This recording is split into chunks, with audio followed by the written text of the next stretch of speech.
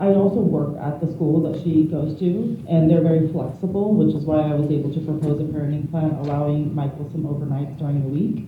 And do you have any documentation to support your assertions, Ms.? About the school? No, I do not. And about your employment? No. Please continue. Okay. I would like to go over the exhibit. I think I have time, but Can you see exhibits? No 1 through 4.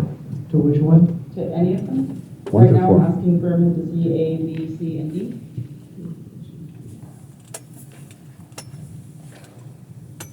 Which is A? I don't think I have A A. is the parenting plan. Okay. B is the income for child support calculation. C is the May 14th text, and D is the May 31st text. Well, B is incorrect. Well, Calculate- Mr. A proposed parenting plan and proposed child support guidelines aren't. They might be helpful if I decide that way, but if I don't, then they're worthless. So I'm not really worried about 1 and 2. It's the 3 and 4 that she referred to as C and D that I'm interested in whether you object or not. I think there are text messages between us. Yep. Yep. For So- C&D. Those should, any objection to receiving those text messages, sir? No, sir. All right. 1 through 4 received. Please continue, Ms. Thank you.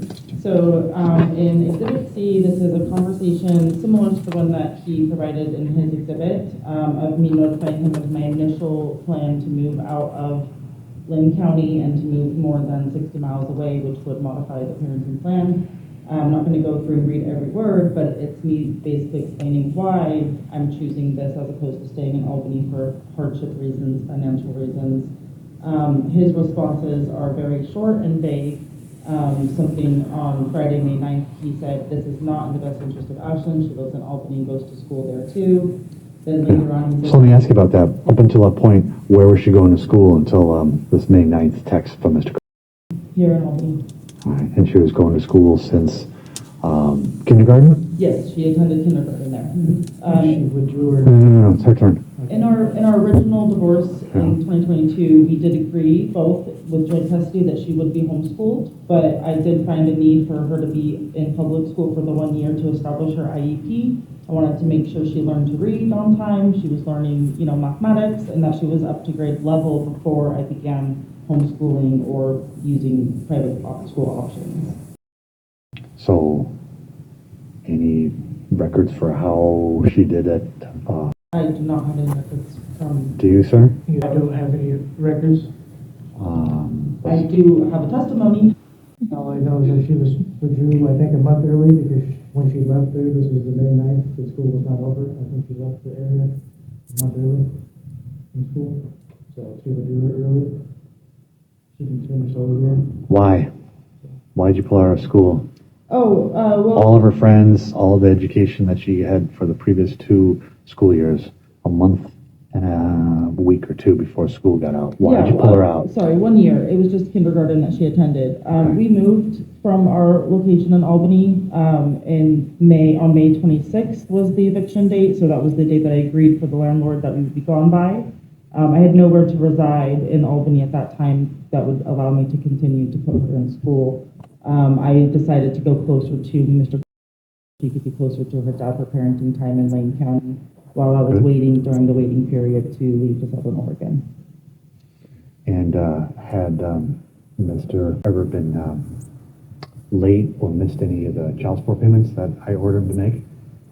No, everything's been done great through the child support service. And you were evicted Yes, I was. for non-payment of rent. It didn't technically get through the courts because, like I said, we settled outside of court before a hearing, and so we just agreed so I could still keep my rental reference.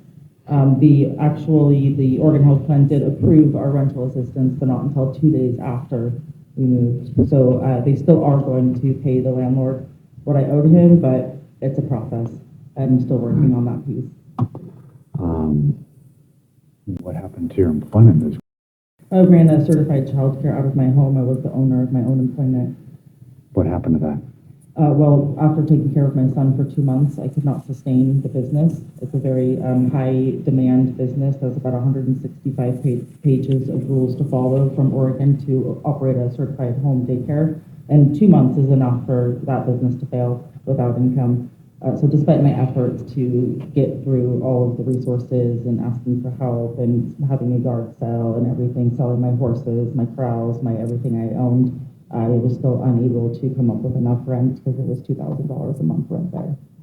I had employees on payroll, so I had to use my savings to pay my employees their wages before closing the business.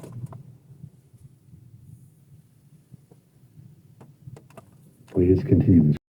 Thank you. The remainder of Exhibit C highlights some of his just being uncooperative, me trying to discuss different ways that we can arrange parenting time since I'm having these changes in my life, and him basically refusing longer visits when I'm asking him to do longer visits. And then later on page 4, he's then saying, well, now he'll keep her full time, but after just saying he couldn't even have her for like a couple extra days. A lot of the Okay, reasoning and if you recall, I had said earlier that negotiations about, resolving a matter aren't admissible. So Okay. someone could offer something, they're not bound by it. Well, no. I just want the facts about Ashton's living situation, where she's going to school, These her are friends. To show that the cooperation is one-sided here. I love to be very flexible with parenting time, and he does not. So if he were to gain full custody, I would not be able to get any extra time with her.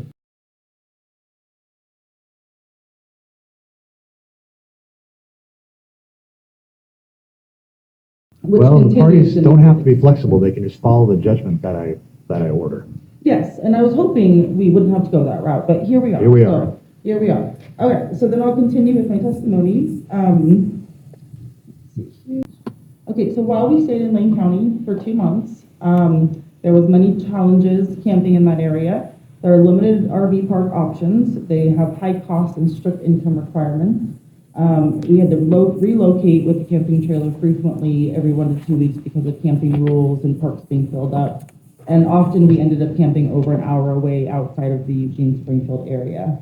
During that period of time, I couldn't secure work that accommodated Ashlyn's needs.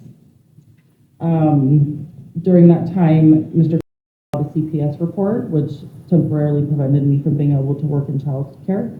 The report was closed unfounded. Unfortunately, it takes 30 days to get those reports back, and I've not gotten that report back with the 2-week timeline we had for this trial. You could testify about the circumstances, both of you.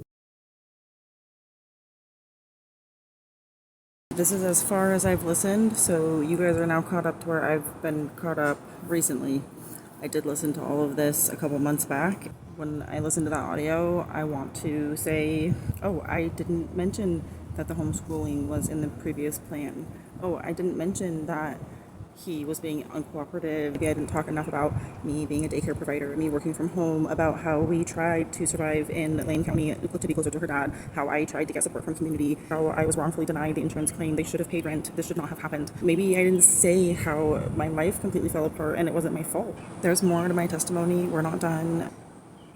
And it's all there. I'm just absolutely besides myself at the disrespect that I'm getting from this judge. I'm at trial in disbelief, and I'm in shock at this point in trial when he is lecturing me about my decisions of my family, basically representing him as an attorney or something, questioning me. Dad is not bringing up these issues about education, about healthcare. He's simply just upset that I moved. Remember from a couple videos back, I said, don't forget that he says I moved without a plan in the judge's final words at the end. It also says that he uses the same text that I'm reading in this video. It says, this isn't in the best interest of Ashlyn. You shouldn't have moved from Albany. You shouldn't have pulled her from school. In the end, he's using that as the evidence to change custody. Both of those things, the homeschooling and the moving, were allowed in the parenting plan. I'm finishing my testimony next, and then he gets to do a rebuttal where he kind of argues some stuff. I get to basically say nothing much more. I keep trying at that point to make arguments, I think, and the judge keeps telling me I can't do that. Then it ends. somebody walks in the courtroom, interrupts us, the time is up, the judge makes his ruling within 2 minutes. At the very end, he says, well, since there's no abuse in this case, we're going to go with the standard. He told the clerk to write on there some handwritten stuff and let us go. It was nothing short of insanity.